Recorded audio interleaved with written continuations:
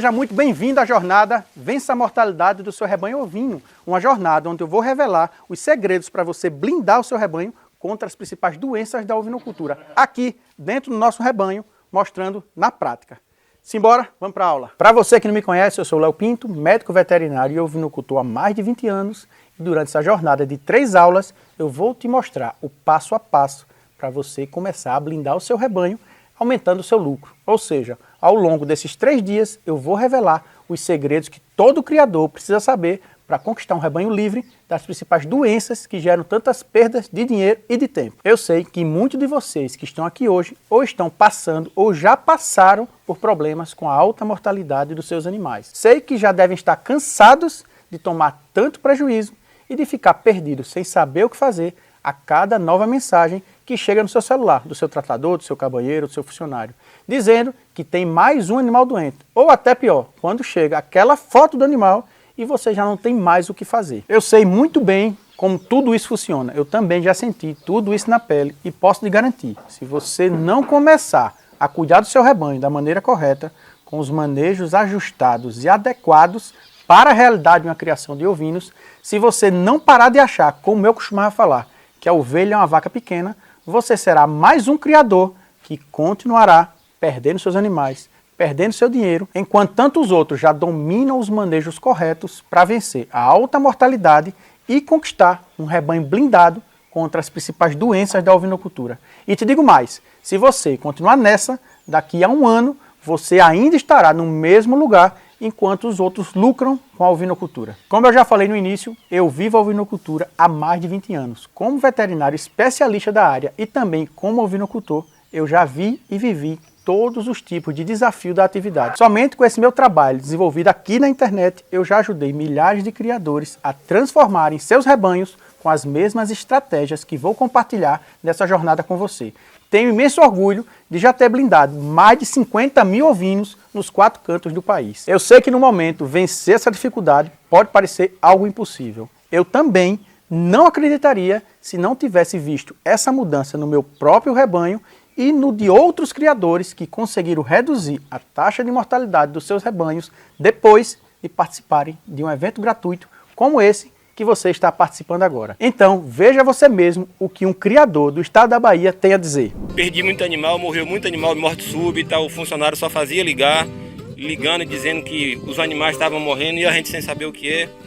Chamei um rapaz aqui para acabar com o criatório e finalizar, né, diante de tanto prejuízo. Mas o coração não estava pedindo para acabar. Desde janeiro, salvo engano em janeiro, comecei a implantar o calendário sanitário que Léo disponibiliza. E graças a Deus, em 2021 a gente não teve mortalidade nenhuma ainda. Eu sou o proprietário de uma pequena propriedade entre Rio e Bahia, tenho um lote pequeno de ovelhas, apenas 70 animais. E não conhecia nada de criação, tá? Eu aprendi na vontade. E cometi muitos erros, né? A mortalidade mesmo de borrego era muito alta, perdi animais adultos também. Quando apareceu a enfermidade nos animais era um transtorno para a gente saber como fazer, como agir, pergunta um, pergunta outro. A mortalidade caiu bastante. O uso vermífugo, que era indiscriminado, hoje eu faço famacho. O número de animais, paulatinamente, com essa asepsia do ambiente, passou a diminuir. Os animais hoje que precisam do vermífugo são poucos. E nós tratamos hoje as enfermidades com tranquilidade, porque a gente já sabe como fazer. Minha jornada na ovinocultura começou em 2002, quando eu era ainda estudante de medicina veterinária. Nessa época, a minha maior dificuldade, sem dúvida, era controlar a alta mortalidade do meu rebanho. Uma história que marcou minha jornada foi quando tive um surto de coccidiose na minha propriedade. A coccidiose, também conhecida como hemeriose, é uma doença responsável por surtos que causam alta mortalidade em cordeiros novos, mas também pode acometer animais adultos. Porém, ela é muito mais comum em animais jovens. Na minha rotina, eu passava a semana em casa por conta da faculdade veterinária que eu cursava ainda nessa época e só ia para a minha propriedade, que era no interior de Alagoas, nos fins de semana. Quando eu chegava, tinha como rotina fazer a contagem e inspeção dos animais. Nesse dia, percebi a falta de alguns cordeiros. Falei com o tratador, que trabalhava na fazenda na época, que de primeira escondeu, não aconteceu nada, não tem nada de errado, mas, de fato, quando eu insisti, ele revelou que alguns animais tinham morrido. Ele abriu o jogo. Até então, eu não sabia o motivo daquelas mortes, mas naquele momento só conseguia pensar na quantidade de animais que já tinha perdido e como aquilo iria prejudicar tanto o meu rebanho quanto meu bolso. Quem é criador sabe bem do que eu estou falando. A gente cria nossos animais com tanta dedicação e cuidado. E de repente, perder vários animais de uma única só vez é muito frustrante.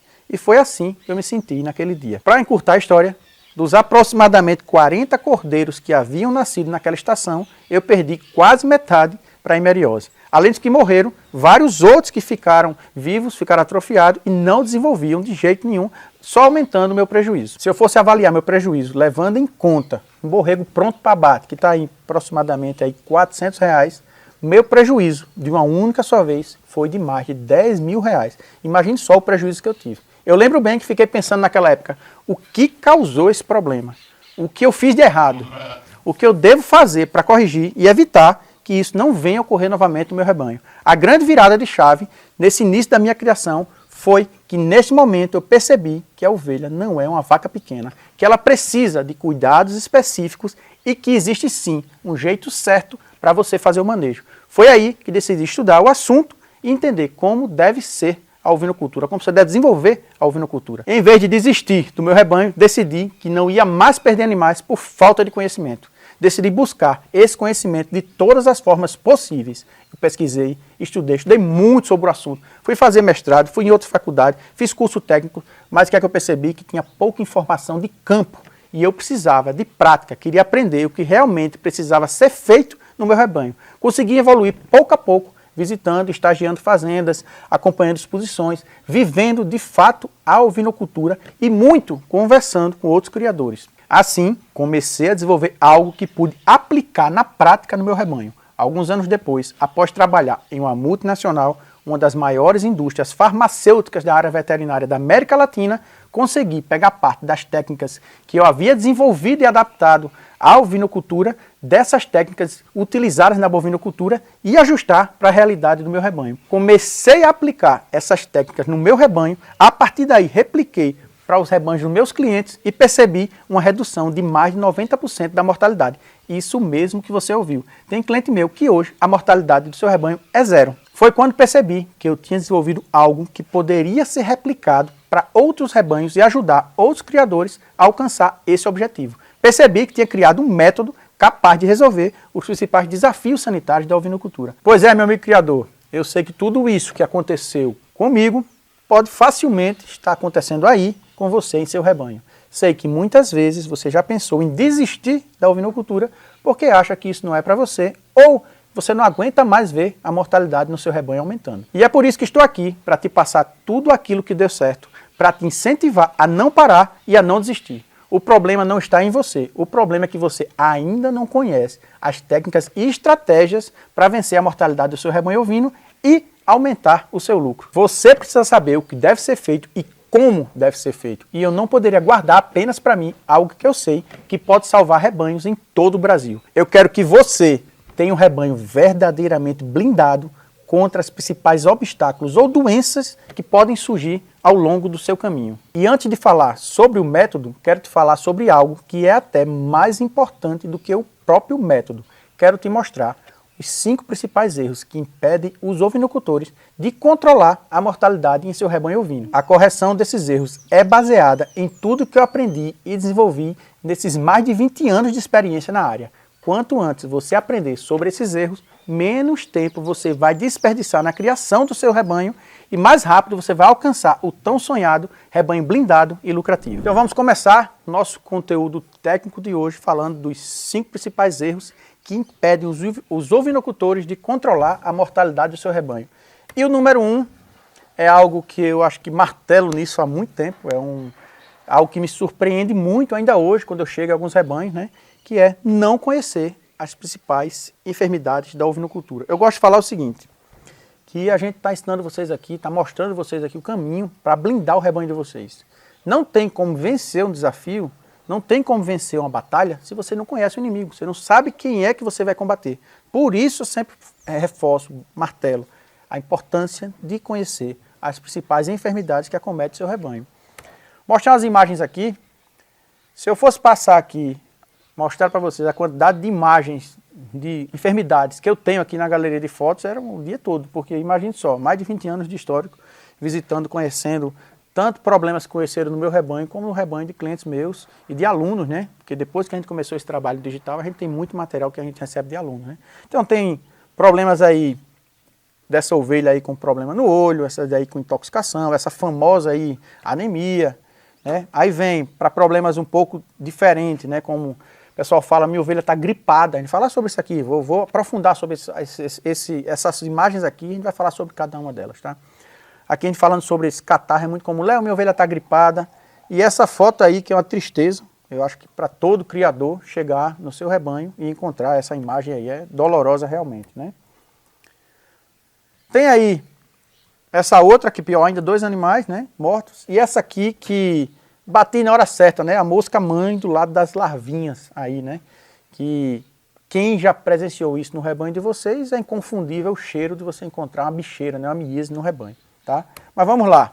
Quando a gente fala, se eu fosse falar aqui das enfermidades da ovinocultura, são tantas, pessoal, que eu mesmo, em mais de 20 anos atuando na área, não atendi todos os casos, não passou, né, pelo meu atendimento todo tipo de doença que existe na ovinocultura, até porque algumas são bem específicas de determinadas regiões. Tá? Mas existem as mais relevantes, né? São aquelas que de fato são de maior ocorrência, de maior frequência, distribuídas em quase todo o território brasileiro. Tá?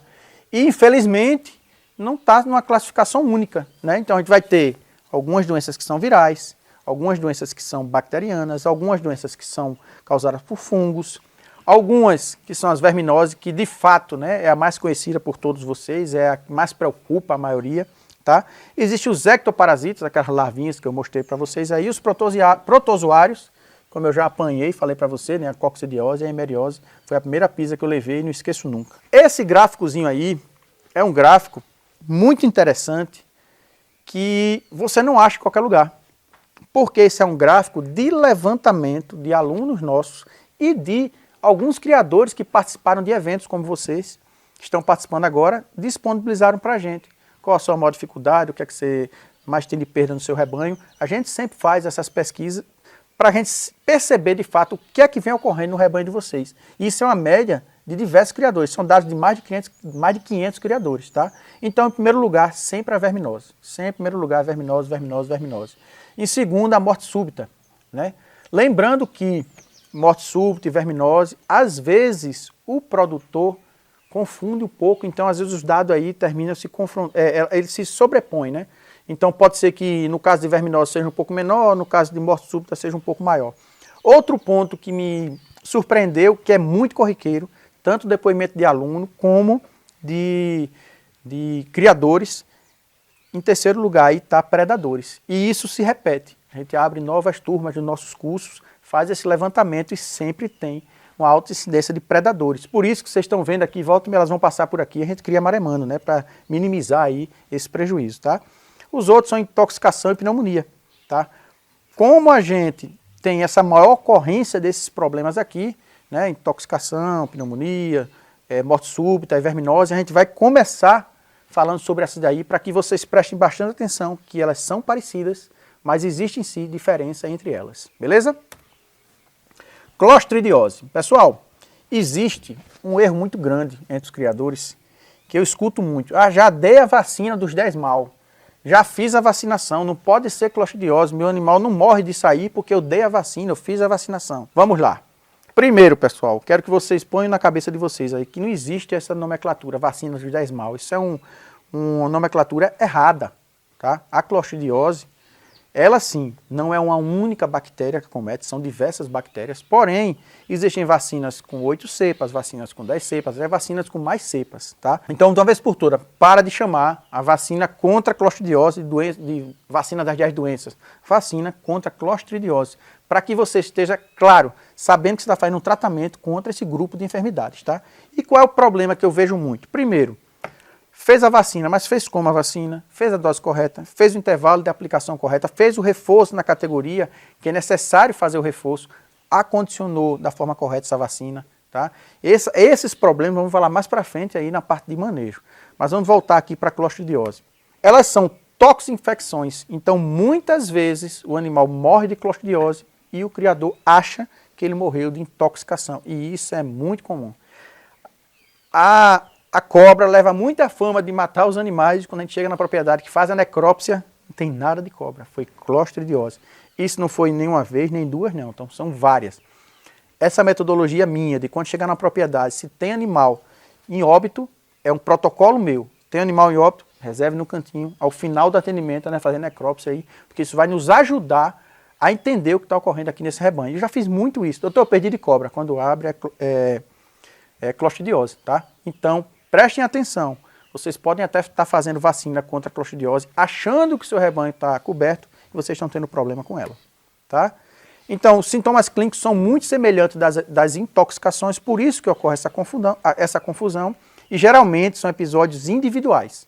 O mais normal na clostridiose são casos pontuais e geralmente morte súbita. Você chegou no rebanho e está aquela velha frase, doutor, estava bonzinho hoje. É uma das poucas doenças que ocorre isso. O animal está bonzinho e amanhece morto, certo? Então, existe caso de surto? Existe. Existem normalmente 2 clostrídeos, o Shavei e o do botulismo, que podem causar surtos nos rebanhos, certo? Então, é muito importante você saber quais clostrídeos acometem a sua região para que você tenha vacina com cobertura contra todos esses clostrídeos. Léo, como é que eu faço isso? O melhor seria por amostragem. Perder um animal, você vai mandar para o laboratório e saber realmente esse animal morreu desse clostrídio, eu tenho que ter uma vacina para combater esse clostrídio. É fácil para todo criador, a gente sabe que dá dificuldade que muitos criadores têm de acesso a laboratórios, tá? Diagnóstico diferencial, pouco praticado. Raros materiais são enviados para o laboratório. Reforçando, quando você faz isso, você pode até ter um investimento maior. Léo, é um custo, é caro, vou fazer o exame, já perdi o animal, mas isso vai lhe dar uma resposta para que no futuro você não venha perder mais. Porque você pode estar usando uma vacina, achando que está seguro, e os seus animais estão lá descobertos, tá? Ele não está blindado. Aí o que é muito comum, pessoal? Vamos lá. Aparecendo na tela de vocês aí, aparecimento de sintomas, né? Alguns são mortes súbitas, outros não. Lembra que eu falei que sintoma é parecido com intoxicação? Então o animal começa com algum sintoma, o proprietário já inicia um tratamento contra a intoxicação, aí entra com antibiótico junto, entra com antitóxico, vai entrar com soro, vai isolar o animal e vai dizer, não, agora eu vou salvar porque eu entrei com o tratamento. Porém, o problema não é resolvido. Por que, Léo, o problema não é resolvido se eu entrei com tratamento? Porque tratamento, na grande maioria, escute só, na grande maioria dos casos de clostridiose, o tratamento não é eficaz, não resolve. Clostridiose, você blinda o rebanho com manejo sanitário preventivo. Vou falar mais sobre isso ainda, tá? Vacinando o intervalo correto, da forma correta. Aí você sim vai fazer algo que eu gosto de chamar de barreiras sanitárias. Você vai criando, você vai aumentando as barreiras. Você tem um rebanho hoje que a barreira está baixa. Tudo pode passar e entrar. Você vai aumentando. A cada manejo que a gente lhe ensina, a cada cuidado, você vai aumentando as barreiras. Então fica cada vez mais difícil que as enfermidades entrem para acometer seus animais. Beleza? Aí vamos lá naquela outra que apareceu, aquela fotozinha, né? Famosa gripe. Pessoal, pasteurelose não é gripe, tá? Pasteurelose é uma enfermidade séria e cada vez de maior ocorrência na ovinocultura. Eu confesso a vocês que nesses 20 anos eu vim atender caso de clostridiose talvez nos 7, 8 anos para cá. Um tempo mais atrás eu não tinha tanta ocorrência de pasteurelose, tanto que no início do meu rebanho eu não fazia vacinação contra a pasteurelose, nem me preocupava. Até que surto em rebanho de cliente meu, o cara me ligou, Léo, pode me atender aqui, estou com um problema quando a gente viu pasteurelose. Em outra propriedade que me chamou, com sintoma parecido, a partir daí a gente começou, está cada vez com maior ocorrência nas regiões que não tinham tanta ocorrência como no caso do Nordeste. Certo? Então, presente no ambiente, nas vias respiratórias dos animais, ele geralmente é uma enfermidade muito oportunista, então, um animal que veio de viagem, baixou a imunidade, quem anda muito exposição, quem viaja com o animal, é muito comum, pós-viagem, uma baixa de imunidade. Se o animal não tiver dentro daquilo que eu expliquei agora, com as barreiras sanitárias lá em cima, ele pode sim ter, com essa baixa de imunidade, favorecer o estabelecimento da pasteurelose. Tá? Então multiplica-se rapidamente no trato respiratório, levando a quadros de pneumonia. Isso é uma necrópsia que eu fiz na fazenda de um criador. Esse caso foi interessante, porque é um criador que eu não atendia, na verdade eu só fui nesse dia. Eu estava na região, Aí fiz uma postagem na época, que estava na região, ele viu e me ligou. Léo, rapaz, tu tá aqui perto, tu pode passar aqui em casa para me ver o que está ocorrendo aqui. Tinha 2 animais mortos, um de Pasteurellose e outro de Clostridiose. Olha só, no mesmo rebanho, um rebanho pequeno, ele perdeu 2, um de Pasteurellose e outro de Clostridiose. E essa aí foi uma das etapas da necrópsia, a gente vai avaliar aí se existe acometimento do pulmão, tá? Acometimento do aparelho respiratório. Então, muito similar no caso da Clostridiose, apareceu os sintomas, início do tratamento, problema resolvido, não está. Por quê? Porque o tratamento contra a Pasteurellose é eficaz no início. Então, vou explicar mais para frente um caso que aconteceu. Quando a gente foi atender esse caso, já tinha alguns animais muito avançados. A gente entrou com tratamento, mas esses animais que já tinham um quadro mais avançado não conseguiu resolver. Tá? Então, o proprietário perdeu esses animais e recuperou o restante, certo? Aí, vem aí a primeira pisa que eu levei, né? Jovem, início da faculdade de veterinária, comecei a criar em 2002, entrei na faculdade em 2001, então estava aí do 3º para o 4º semestre, não lembro bem o semestre que eu estava. Achava que sabia das coisas, né? Que você estudante acha que sabe das coisas. E levei uma pisa bem, digamos assim, que foi bem judiada, né? Eu já falei para vocês, o prejuízo foi próximo aí, ou mais de 10 mil reais, né? Então vamos lá. É uma enfermidade que causa surtos em rebanho, né? Passei por isso, certo? É um protozoário que acomete o trato digestivo e quando eu for falar aqui de instalação, tem uma parte do conteúdo muito boa sobre instalações, eu vou falar que nessa parte de instalação é crucial para você aí não ter problemas com a hemeriose, que era o problema da minha estrutura. Eu fiz uma estrutura, não sabia nada de ovinocultura, estava criando no primeiro ano, fiz uma estrutura praticamente para criar porco, né? Então tive muitos problemas por conta disso. Tá? É responsável por grandes perdas econômicas, elevada mortalidade e redução do desempenho. O que é que acontece? Ele se multiplica no trato digestório. Isso aqui que está aparecendo os dedinhos aqui, está aparecendo na imagem aí, né? Está aparecendo os dedinhos. Isso aí são as microvilosidades, né, do intestino. Então isso aqui é responsável por aumentar, né, a área de absorção, certo? Ela vai destruir parte dessas microvilosidades. Se for um surto muito agudo, daquele que realmente tem aquela diarreia preta, o animal, você salva o animal, ele não vai morrer, mas é aquele eterno animal que não desenvolve, não ganha peso.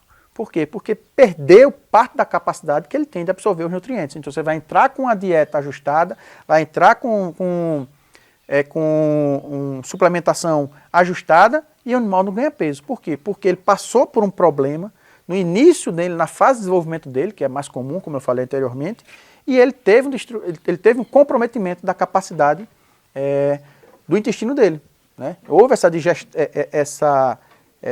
destruição das velocidades. Então esse animal fica comprometido para o resto da vida.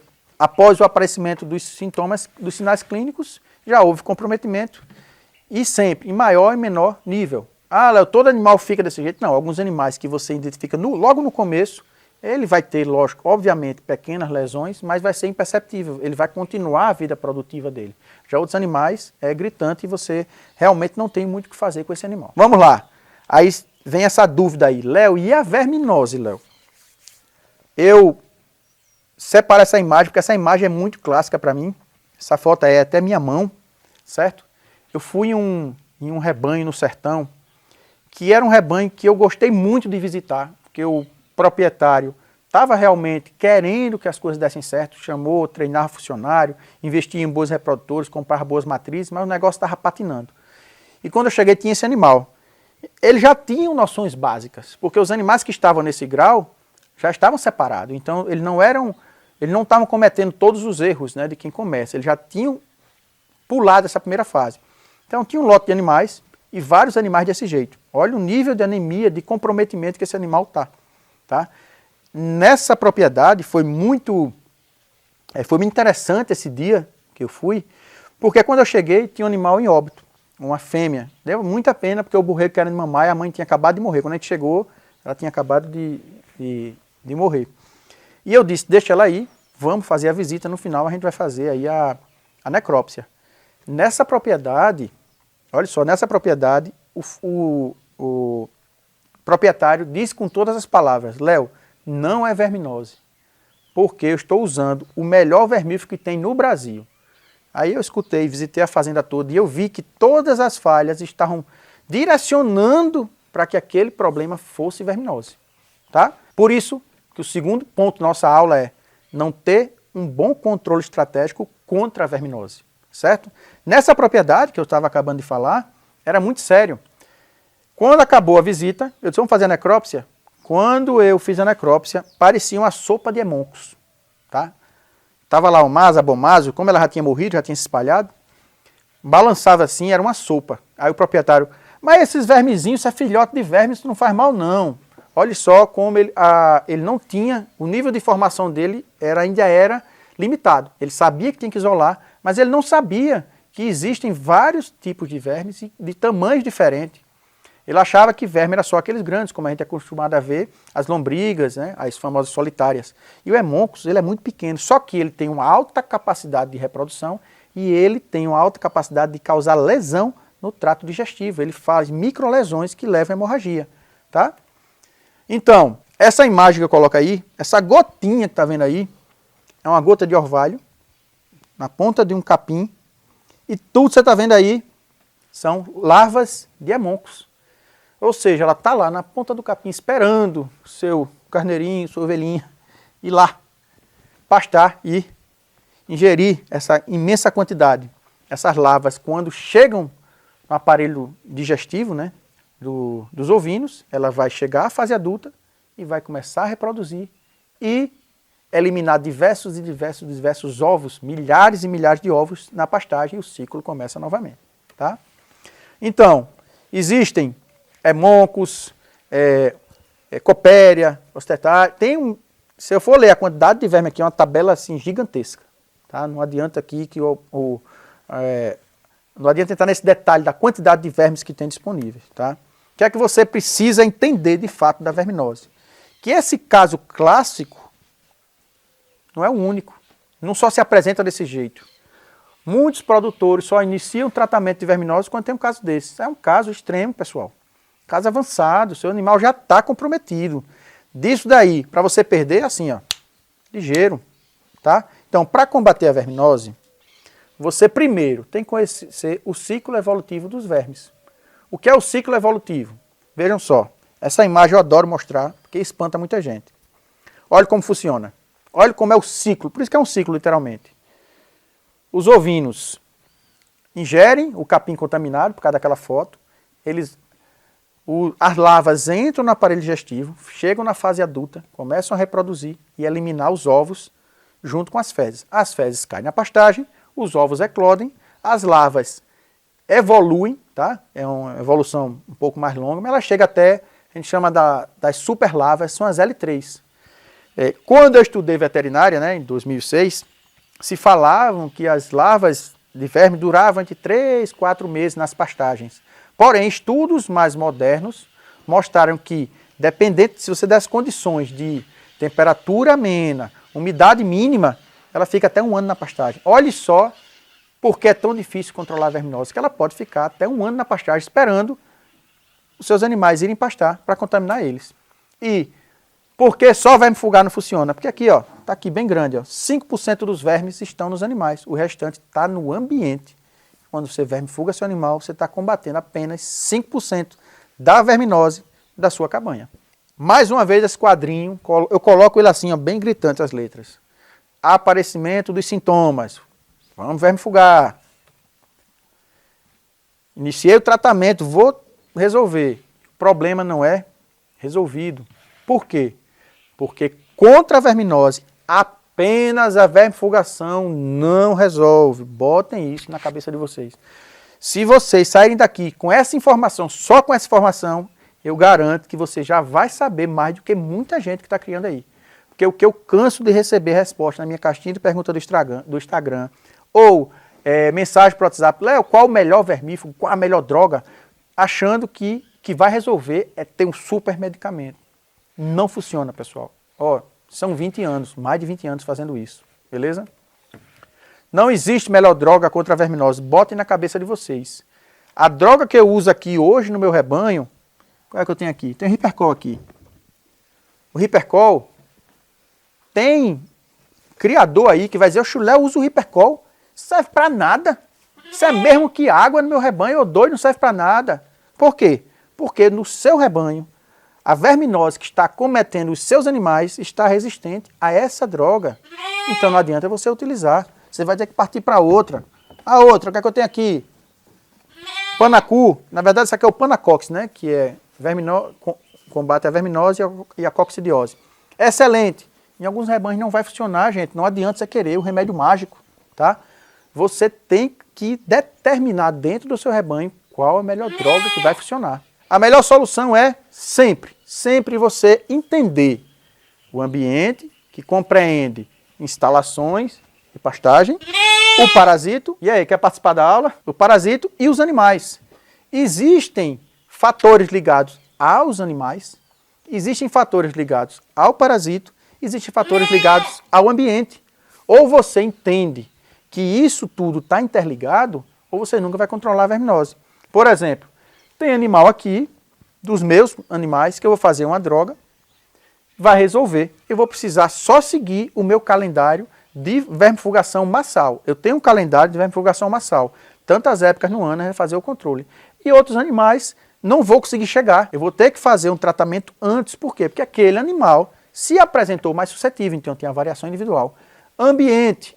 Aqui, a gente vai falar muito sobre instalações. Tem uma hora que eu vou parar aqui, vou só falar sobre instalações. A instalação adequada reduz muito, pessoal, muito problema de verminose. E quando se fala de pastagem, sempre que você conseguir rotacionar, fazer uma rotação na sua pastagem para que os seus animais tenham um intervalo cada vez mais longo para a pastagem que ele saiu, você automaticamente diminui o índice de reinfestação. Você não controla, você não zera, tá? Aí você diminui, tá? E conhecer o parasito. Conhecer o parasito que está cometendo seus animais, pessoal, é relativamente simples. É você coletar as fezes desses animais e enviar para um laboratório veterinário, ele vai dizer, você está com tantos ovos de parasito por grama de fezes e a maior incidência é do parasito tal, tal e tal. Então, nisso daqui você já tem uma resposta e você consegue montar a sua estratégia para que você consiga, de fato, controlar a verminose. Terceiro ponto, isso, pessoal, me chamou muita atenção, porque além de ter formado em medicina veterinária, eu fui fazer mestrado, fazer doutorado. Então eu fui para a acadêmica, eu fui buscar conhecimento, eu fui estudar. Eu fui me preparar para chegar no mercado de trabalho com o máximo de conhecimento possível para que eu pudesse contribuir da melhor forma para a ovinocultura, para os rebanhos. Porém, eu vejo que ainda hoje, quando já está em 2024, eu fiz isso em 2006, 2007, 2008, 2009. Até 2010 estava me especializando. Então, você tem, ainda hoje, em 2024, rebanhos que não investem na capacitação mínima da sua equipe. E isso é muito sério. Porque não adianta nada eu pegar um produto espetacular, Léo, me dê um suplemento bom. Bicho, ó, tem aqui o Nutrifull, que é muito bom. Para reprodução, tem aqui ó, o SE, muito bom. Mas se o seu funcionário não souber pegar essa tecnologia, lembre que isso é uma tecnologia, são anos desenvolvendo isso aqui, para que esse produto chegue no nível de ter um resultado com diferencial no seu rebanho. Se você pega essa tecnologia e ela só chega na prateleira, não vai servir de nada. E para que o seu funcionário pegue isso daqui e consiga colocar dentro do seu rebanho, ele tem que ser capacitado, tá? Então esse é um ponto, ele está em terceiro lugar aqui, mas de fato eu acredito que ele era para ser o primeiro. Mas eu sei que se vocês estão me assistindo aqui é porque vocês se preocupam com isso, em se capacitar, em melhorar, em buscar evolução. Agora tem algo que me chama a atenção hoje, ainda ter produtores cometendo esse erro, né? Como local de aplicação e a melhor via para cada tipo de medicamento. A gente tem alguns medicamentos aqui que eles podem ser aplicados por mais de uma via. Que pode ser subcutâneo, muscular, ainda tem alguns produtores que preferem endovenoso, tá? Agora outros produtos não. Eu vou mostrar aqui uma forma correta, tá, de você utilizar isso aqui. Sempre, pessoal, é a melhor seringa, né? Porque eu sou nordestino, nós chamamos isso aqui de pistola, né? A forma correta é, isso aqui é uma seringa, né? Essa de cá, deixei aqui no gelo, tá? É a de fluxo contínuo, tá? Essa aqui é de fluxo contínuo. que é uma das minhas favoritas para trabalhar. E essa aqui é a mais tradicional, né? Que é a famosa de inox, né? Essa aqui eu acho que é meio pré-histórica, né? Todo mundo conhece. Porém, essa curvatura aqui, ó, confunde muita gente. Muito produtor coloca isso aqui lá dentro da goela do animal. E ó, pá, pá. O que pode acontecer, e que eu já vi muito acontecer, algo chamado falsa via. No lugar de ir para o aparelho digestivo, vai para o aparelho respiratório. Então, depois de alguns manejos, reflita e tente lembrar se já aconteceu isso no seu rebanho. Depois de algum manejo desse, ter os borreguinhos com tosse, começa com tosse. Isso aí provavelmente foi erro na aplicação. Você aplicou da forma errada e o animal fez falsa via e isso comprometeu o animal. Alguns animais até morrem, se for muito jovem até morrem, dependendo do volume que você faça essa administração. Beleza? Então, outro ponto muito comum de erro, armazenamento. Aqui, Pedrão tem um armário longe do sol, então os medicamentos vêm para ser utilizados e voltam para o armário. Vacina, essa aqui, acabou o manejo, vai sobrar algumas doses, tá? Que são poucos animais que vão receber imunização, vai para o lixo. Léo, você vai jogar a vacina no lixo, sobrou. Vacina aberta não pode ser utilizada. E esse é outro erro muito comum. Outro erro é tirar ela do gelo. Aqui está com gelo, dói a mão colocar. Tem gente que está utilizando, deixa na bancada. Não, é pouco tempo, a vacina esquentou. Ela perde a capacidade de promover a imunização. Então, se a vacina, lembre que nenhuma vacina é 100%. Aquela vacina foi aprovada pelo Ministério da Agricultura porque ela promove uma imunização de 90%, com essa falha de manejo aqui, ela pode cair a menos de 50%. Então, você fez a vacinação, vai dormir, meus animais estão imunizados, estão blindados. Blindado que nada. Seus animais aí estão todos suscetíveis. Você pode ter um surto e perder simplesmente por um erro simples desse. Beleza? Produto inadequado, muito perigoso, né? Tem alguns produtos, pessoal, que a gente eu coloco aqui, vocês poderem acompanhar na aula. Alguns produtos não têm indicação em bula para ovinos. Aí vem um problema sério. Nós estamos sendo abandonados por alguns laboratórios. Né? Alguns laboratórios deixam de colocar em bula a indicação para ovino. Tá? Alguns que tinham, não tem mais, e outros estão chegando novos, não tem. Por questões burocráticas, né? Eles sempre falam da questão da burocracia para registrar esse medicamento aqui. Tá? Mas tenham muito cuidado naquela indicação. Usa aquele produto que é bom. Geralmente vai dar problema. Recentemente, um amigo meu me ligou de um rebanho de um conhecido dele, bem distante. Rapaz, o cara perdeu 100 animais.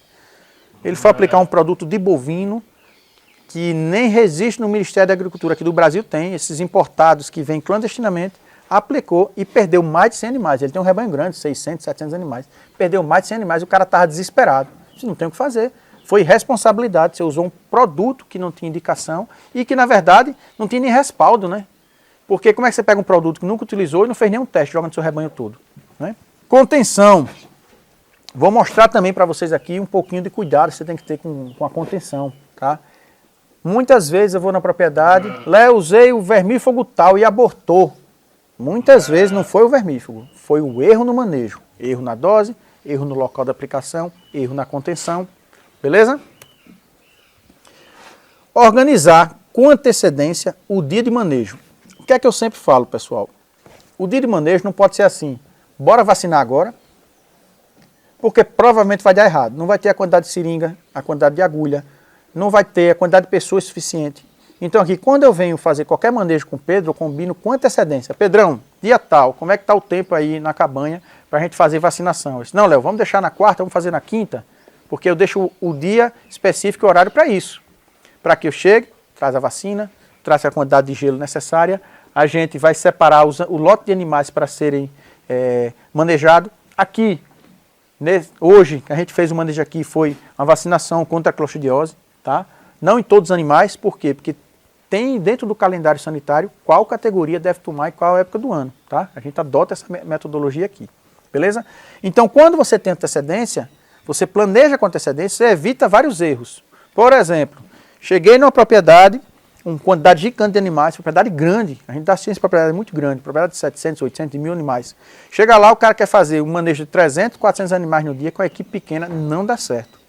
Falha animal, Vacina o mesmo animal mais de uma vez, eu já vi isso acontecer porque não tem um cuidado de marcar, né? Não tem um bastãozinho para marcar o animal que tomou a vacina. Vou botar o verde aqui para vocês verem claro, dá uma marcaçãozinha. Esse animal foi vacinado para vacina contra a clostridiose. Não vai ter o risco dele tomar 2 doses, tá? Porque são pouquíssimas propriedades que tem um tronco de contenção, onde tem as baias que direcionam para aquele tronco, porque ele faz a vacinação, então quando o animal sai do tronco, só sai os vacinados. A maioria das propriedades a gente faz manejo, como eu vou mostrar para vocês aqui, manejo dentro da estrutura. A própria baia, são poucos animais, você contém, medica e marca, beleza? Pequenos detalhes fazem toda a diferença, então um ajuste, uma calibração no instrumento de trabalho faz toda a diferença. A agulha correta faz toda a diferença. A conservação na temperatura certa faz toda a diferença. Tudo isso aí evita que, durante o seu ano, essas pequenas falhas venham comprometendo e no final do ano você acha que tem um rebanho blindado, quando na verdade tem várias falhas que comprometem e as doenças estão aí acometendo seus animais. Então, atenção, não existe, isso aqui é bom demais, não existe vacina para verme. Por favor, fixem isso, não existe vacina para verme, porque até o termo vacina para verme era para vacinar os vermes, né? Mas não existe vacina para prevenção de verminose, existe até uma vacina em estudo, se Deus quiser ela vai sair e vai nos ajudar muito, mas hoje não existe uma vacina que você aplique nos seus animais e você vai imunizar ele para que ele não seja cometido contra a verminose, tá? Não existe vacina para engordar, existem suplementos, aqui tem alguns, a gente tem Roboforte, a gente tem Nutrifull, né? Modificador orgânico, existem suplementos que auxiliam no desempenho dos animais, então não existe vacina para engordar. Não existe vacina para emprenhar. Aqui, agora há pouco a gente estava combinando com o Pedro, fiz ultrassom esse dia nas ovelhas, tem uma ovelha parida aqui, mais 4 ovelhas paridas aqui, que a gente vai fazer a indução de cio. Então não é vacina para emprenhar. Existem hormônios e medicamentos no quais você vai sincronizar e induzir o cio para emprenhar essas ovelhas, tá? Mas não existe vacina, certo?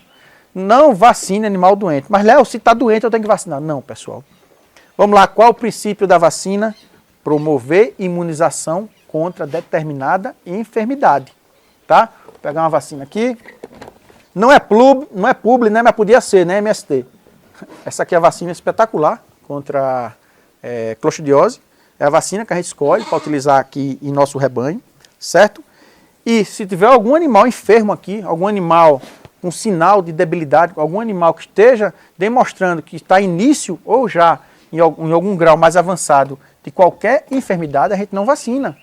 Por quê? Essa vacina aqui, o papel dela é fazer com que o seu rebanho promova imunidade. Então esse seu rebanho vai criar barreiras, ele vai se proteger contra essas doenças.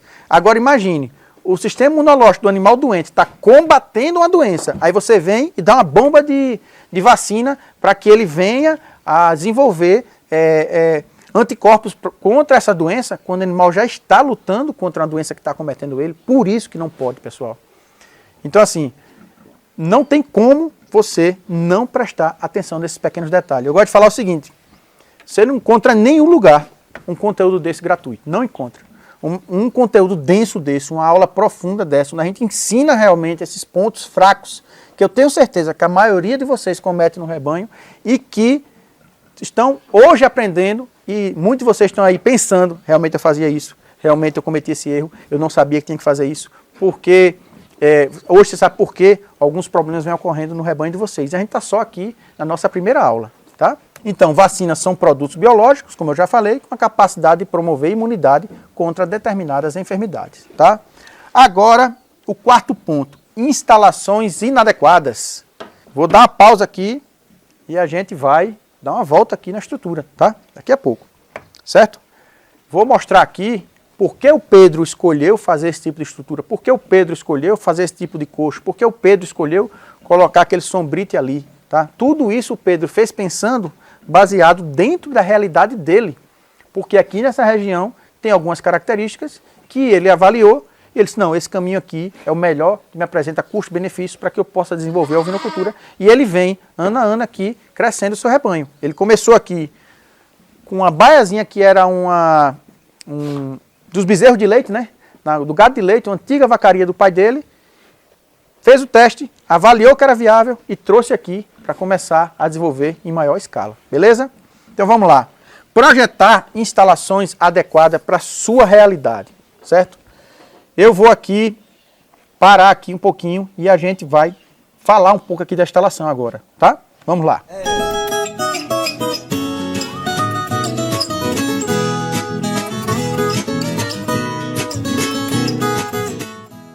Agora eu vou mostrar os detalhes da instalação aqui, porque o Pedro escolheu construir a instalação dessa forma para que pudesse minimizar os problemas sanitários da ovinocultura. Vamos lá começar aqui pelo coxo.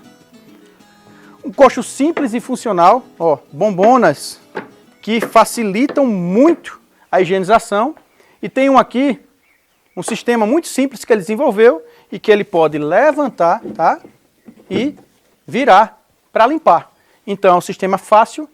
Primeiro, um material lavável, né? Então se você tem qualquer possíveis contaminantes é fácil de higienizar. Segundo, os animais têm acesso e ele consegue limpar de uma forma muito simples, tá? A gente tem que pensar que a gente tem que montar uma estrutura em que ela seja funcional, que facilite o manejo nela.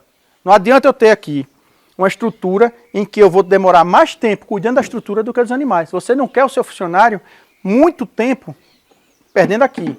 Você quer o seu funcionário dedicado a eles, ao seu rebanho, porque aí sim você vai ter uma pessoa cuidando do que lhe dá o retorno, certo? Falamos do coxo. Dimensionamento. A recomendação técnica é entre 1,5 m e 2 metros quadrados para cada ovelha adulta. Respeite, pessoal. Se você tem uma ovelha desse tamanho aqui, uma ovelha que tem 100 quilos, né? Essa nossa grandona aqui, uma das matriarcas aqui do nosso rebanho, ela requer um espaço maior. Mas a média hoje é entre 1,5 m e 2 metros 1,5 m e 2 metros quadrados por animal, tá? O espaçamento que ele escolheu aqui é porque ele tem uma carretinha que facilita ele passar aqui por dentro, mas na minha propriedade mesmo a gente adotava um espaçamento menor. Por quê? Só precisava transitar a gente com os carrinhos de mão para abastecer e para fazer limpeza, tá? Uma coisa, pessoal, que muita gente não pensa. Olha a coisa simples ele fez aqui. Eu gosto de falar que o óbvio tem que ser ensinado, tá? Uma porteira de frente para outra. Para trocar animal de baia facilita muito.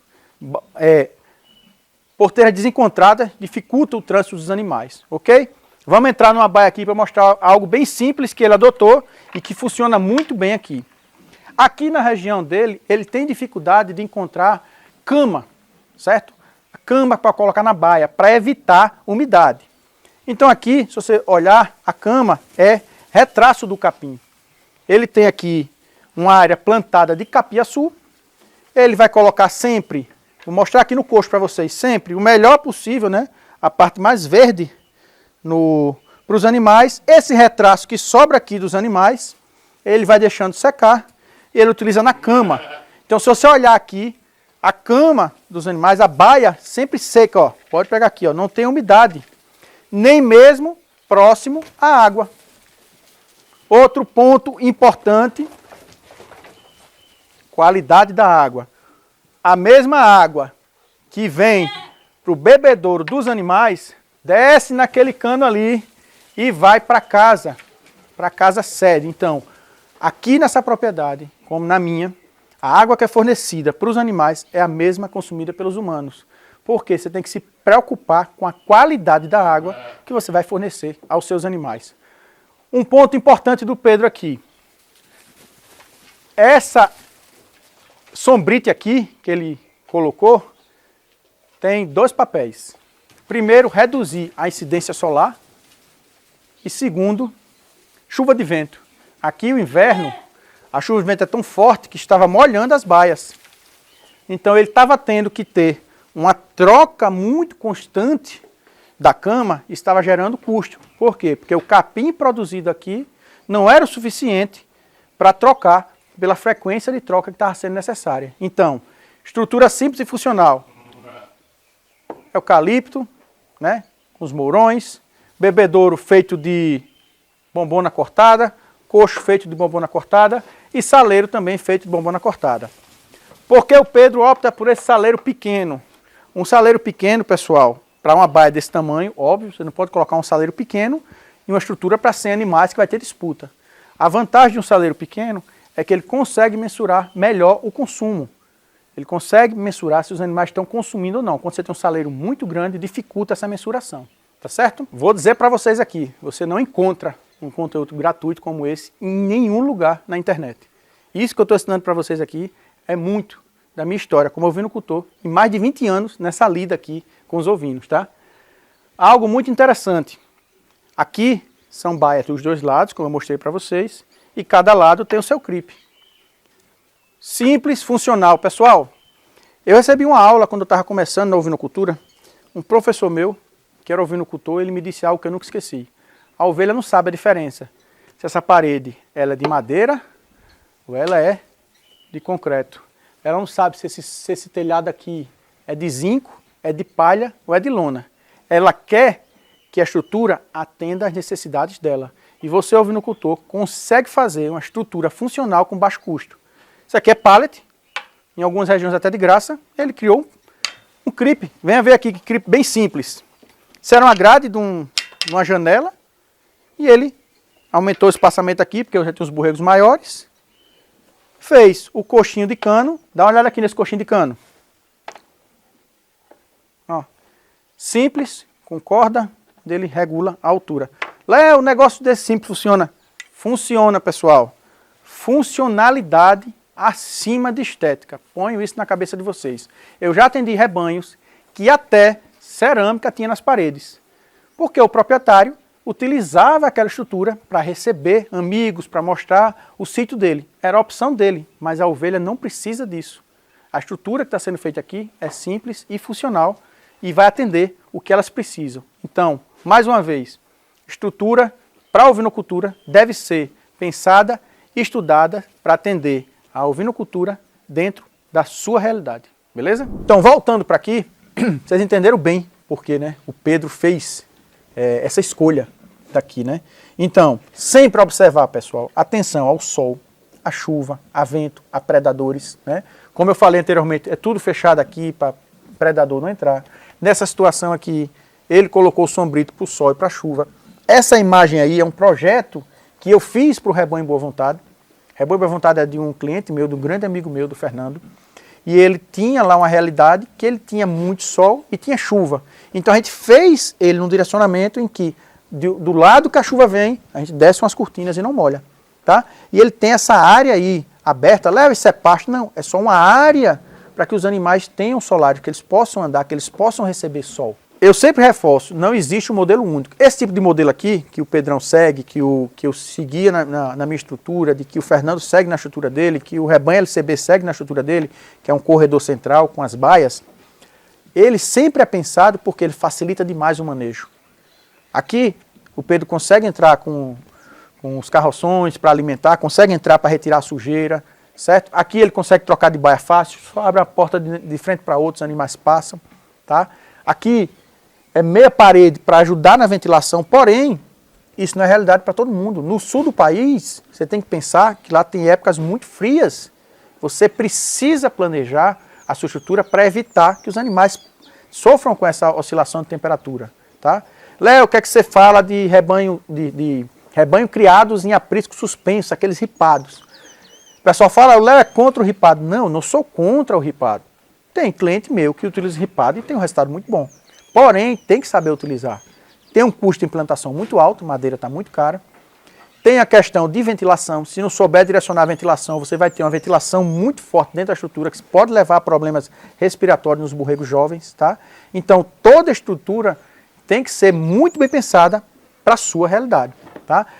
Qual o maior problema que eu vejo em estrutura? Primeiro, não controlar a umidade. Vocês viram aqui, quando eu mostrei para o Pedro, é tudo controladinho, escorre a água para ali, chuva de vento não vem porque tem aquilo. Porque eu tenho neura com a umidade. Lembra a primeira pisa que eu falei para vocês? Lembra que eu falei para vocês que o meu problema era estrutura? Eu não sabia que ovinocultura não combina com umidade alta. Então eu estava numa região com alto índice pluviométrico, chovia muito, os animais num ambiente pequeno, porque eu dimensionei errado, a estrutura cabia 50, 60 animais no máximo, a gente tinha na época mais de 100. Então eu tinha estrutura de tamanho inadequado e com muita umidade, isso favoreceu o quê? Eu praticamente estava criando o ambiente ideal para a coccidiose. Tá? Então por isso que eu sempre falo, analisar a sua realidade. Beleza? A gente tem sul, tem cerrado, tem sertão, cada um que eu já fui, cada uma dessas regiões, a gente vê instalações totalmente diferentes e funcionais e funcionando. Beleza? Os erros mais comuns, dimensionamento inadequado, modelo inadequado para a região e para o sistema. Por exemplo, aqui, o que é que faltou para essa estrutura e o Pedro sabe da falha. Por quê? Por conta da topografia. Aqui para trás, o ideal é que tivesse um solário. Era o ideal. Por quê? Porque essas ovelhas paridas poderiam levar sol aqui. Ah, Léo, mas ele solta no campo, solta, mas uma parte aqui do ano ele quer manter elas presas e elas não têm onde ir pastar. Mas por que ele não conseguiu fazer aqui? Por conta da topografia, que era muito alto para fazer isso. Tá? Então ele se ajusta de outra forma. Lá no final ele tem uma areazinha que ele consegue soltar os animais. Em dia que ele não vai levar para o pasto. Outra coisa é não se preocupar com todas as estruturas que você tem que ter aqui. Mostrei para vocês aqui já o CRIP que ele tem. Tem uma baia aqui de ovelhas paridas, tem CRIP, tem uma baia de ovelha parida que tem CRIP. Divisões, aqui ele fez várias divisões. Por quê? Porque a gente trabalha com lotes pequenos, são reprodutores, 2, 3 por baia. Então a gente tem o dimensionamento pensando nesse tipo de sistema de produção da gente, tá? Coxo, saleiro, bebedouro dimensionado e de fácil higienização. A gente, quando fala do tripé da ovinocultura, que eu vou sempre falar dele aqui para vocês, a gente fala reprodução, sanidade e nutrição. Aí quando fala nutrição, todo mundo fala. Eu tenho excelente sal mineral, meu capim é de excelente qualidade, a minha ração é feita pelo especialista, muito bem produzida. E esquece do outro ponto da nutrição, que é tão importante, ou até mais importante, que é a água. Vocês viram aqui, Pedro faz o controle de limpeza diária desses coxos. Por quê? O animal que reduz o consumo de água, automaticamente reduz a sua capacidade de digestão. Isso é um estudo feito com dezenas de animais, comparando o desenvolvimento entre eles, e a única diferença era a qualidade da água. Por isso que a gente sempre fala, a estrutura, pode ser que a sua estrutura esteja impedindo você de ter um rebanho blindado e ter lucro com o seu rebanho. O quinto ponto da aula de hoje, falta de planejamento nutricional. Esse é um ponto que, se a gente fosse conversar sobre ele aqui com vocês, daria diversas aulas, né? Porque a gente tem... Eu gosto de falar que a ovinocultura brasileira é única, eu gosto de falar não, isso é uma realidade. A ovinocultura brasileira é única, porque dentro do Brasil a gente tem diversos sistemas de produção diferentes. A gente tem os colegas lá do Rio Grande do Sul, que tem uma característica de bioma totalmente diferente do Cerrado, da Zona da Mata e do Sertão.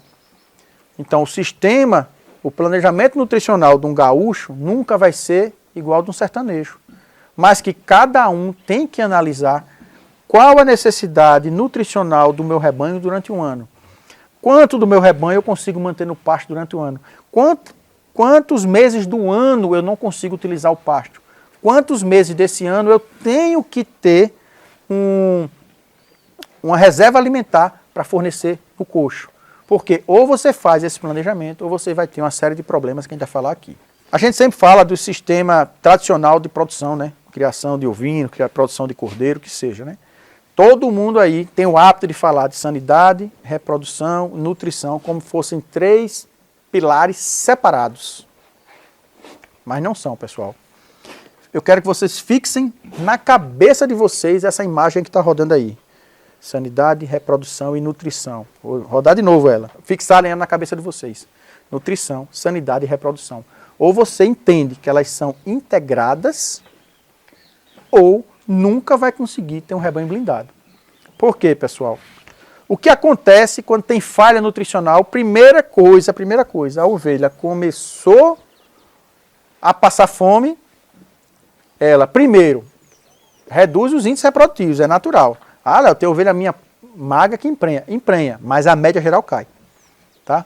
Começou a ter falha na nutrição, começa a cair reprodução. Agora, o que é o pior? Falha na reprodução lhe dá uma redução de faturamento na próxima safra. Não é verdade?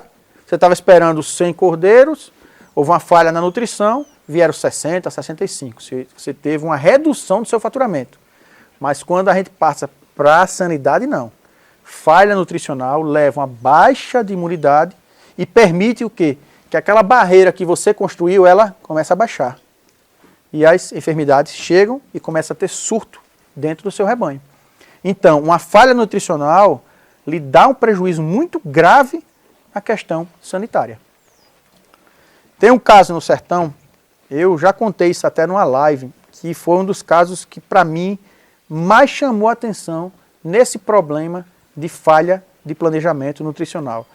Ele, um criador, adquiriu uma propriedade, a propriedade já tinha alguns ovinos, eu não vou recordar a quantidade exata, tá? Porque eu não dava assistência contínua a esse proprietário, eu fui dar assistência quando ocorreu esse problema, que ele tinha talvez 300 e poucos animais, e o objetivo dele era ter 1000 matrizes, ele começou a adquirir, só que o sertão, quando tem as aguadas, é a coisa mais linda do mundo.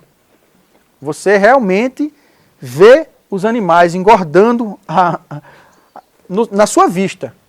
Porque boa parte do sertão, o que nasce quando chove é muito questão de leguminosa, que tem um valor nutricional muito bom, então os animais ganham peso. Então eles viu aquele mundo verde no sertão, começou a comprar ovelha, as ovelhas começaram a engordar e dá tudo certo. Quando veio a seca, que ele não era sertanejo, que ele não tinha o devido planejamento, começou a surgir os problemas, tá? Então, ele me chamou, dizendo que tinha um surto, estava perdendo vários animais, muitas mortes, não sabia qual era a doença, não sabia qual era a doença. Léo, estou perdendo, tem alguma doença aqui. Acusou um outro criador, aquele cara me vendeu as ovelhas doentes, as ovelhas dele vieram, acabaram com o meu rebanho, um absurdo, vou processar. E eu fui chamado para entender esse problema, entender essa realidade, tá? Mas quando eu cheguei lá, pessoal, não tinha doença alguma. Não tinha. O problema dessa fazenda era fome. Quando secou, as ovelhas não tinham o que comer, começaram a disputar coxo, porque ele tinha quantidade de coxo limitada. Aqui vocês podem ver, aqui a gente tem uma quantidade de coxo a mais do que precisa numa baia, para reduzir a chance de disputa. Ele tinha menos. Então o que acontece quando tem menos? As ovelhas maiores normalmente são dominantes. Chegam no coxo, ninguém encosta. Ela só vai parar de comer quando encher. Quem chegar depois, que é menor, não come. Então cada vez fica mais fraca. E essa questão de dominância de coxo foi dia após dia. Então parte do rebanho dele começou a definhar até morrer. E o que aconteceu quando eu cheguei lá, que eu mostrei para ele qual era a realidade dele, era que ele estava fornecendo menos de 30% de volumoso e concentrado que o rebanho precisava. A partir daí, a gente fez, claro, um tratamento, suporte, né, com suplementos, ajudou os animais mais debilitados, mas a gente conseguiu corrigir. Mas parte desse problema não tinha sido resolvido, não se resolvia mais. Por quê? Porque a nutrição, a falha de nutrição, levou a problemas sanitários que não tinha mais como reverter. Sem uma boa nutrição, não se tem um rebanho blindado. Agora que você já sabe quais são os 5 principais erros que impedem os ovinocultores de controlar a mortalidade do seu rebanho, você não precisa mais errar. Existe um caminho para vencer a mortalidade do seu rebanho. E eu estou aqui para te ajudar. Na próxima aula, vou te mostrar os 3 passos para você começar a controlar as perdas no seu rebanho e aumentar o seu lucro. Esses 3 passos são fundamentais durante toda a sua jornada como ovinocultor. Se você está decidido a mudar a realidade do seu rebanho e transformá-lo em um rebanho blindado e lucrativo, precisa entender que é você quem vai mudar a sua história. Ninguém vai estudar por você. Meu papel aqui é ser um canal para que você alcance esse objetivo. Não se esqueça que meu Instagram está à disposição e é só pesquisar leopinto.cordeiros. Se você gostou dessa aula, deixa aqui o seu like e seu comentário, tire um print, poste no seu Instagram e me marque. Vou repostar todo mundo e vou ficar muito feliz em saber que você está comigo nessa jornada. Até a próxima aula. Guardo vocês.